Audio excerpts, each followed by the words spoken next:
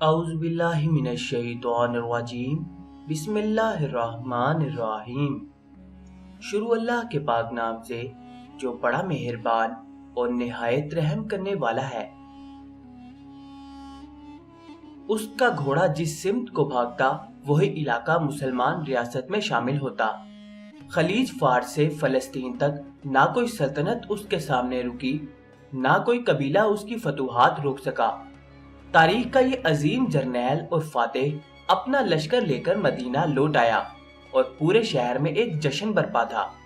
ہر کوئی اسی دراز قامت فاتح کو دیکھنے کا متمنا تھا جس نے طاقتور ترین سلطنت روم کی اینٹ سے اینٹ بجا دی تھی اور جس کی جنگجویانہ صلاحیت ہر خاص و عام کو متاثر کیے ہوئے تھی۔ چمڑے کا ایک وسیع خیمہ ہے اور عرب کے با اثر سرداروں اور پرجوش نوجوانوں کے درمیان یہ حیرت انگیز سپہ سالار ایک خوش رنگ غالیچے پر بیٹھا تکیے کے ساتھ ٹیک لگائے ہوئے ہے۔ خیمے کے اندر مکمل سکوت ہے اور ایک مشہور شاعر اسی حیرت انگیز جرنیل کا دل فریب قصیدہ پڑھ رہا ہے۔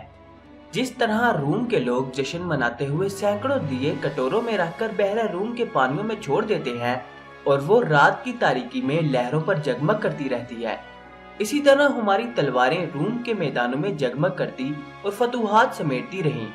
ایسے میں اچانک خیمے کے اندر ایک اجنبی شخص داخل ہوا اور اشتعال کے عالم میں با آواز بلند کہا، روک دو اس آدمی کا قصیدہ جو اپنے ساتھ احسان کرنے والے تک کو یاد نہیں رکھتا۔ خیمے کے اندر خوف اور حیرت میں لپٹی ہوئی خاموشی چھا گئی اور لوگ ایک دوسرے کا منہ تکنے لگے۔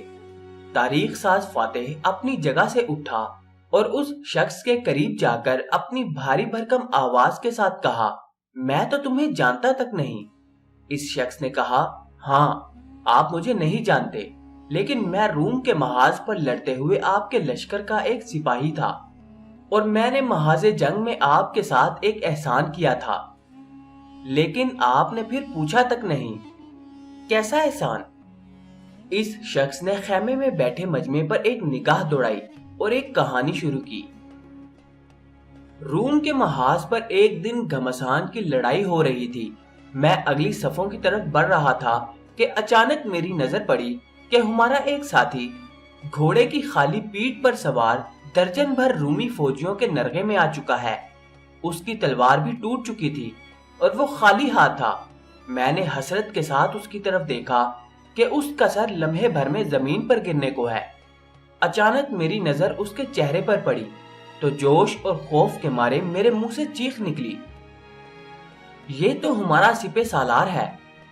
اور اگلے ہی لمحے میں نے آپ کو آواز دی، سپہ سالار میری طرف دیکھو۔ خوش قسمتی سے آپ نے میری آواز سن لی اور پلٹ کر دیکھا تو میں نے سرت کے ساتھ تلوار آپ کی طرف پھینک دی جو فضا کا سینہ چیرتے ہوئے آپ کے قریب سے گزرنے لگی تو آپ نے اپنا ہاتھ بڑھایا اور تلوار پکڑ لی۔ اگر اس وقت میں تلوار نہ پھینکتا تو آج آپ کہاں ہوتے؟ واقعی میرے ایک ساتھی نے میری طرف تلوار پھینک دی تھی، مگر میں اس وقت پہچان نہ سکا تھا کہ میں دشمنوں میں گھرا ہوا تھا۔ تاہم میں آپ کا شکر گزار ہوں۔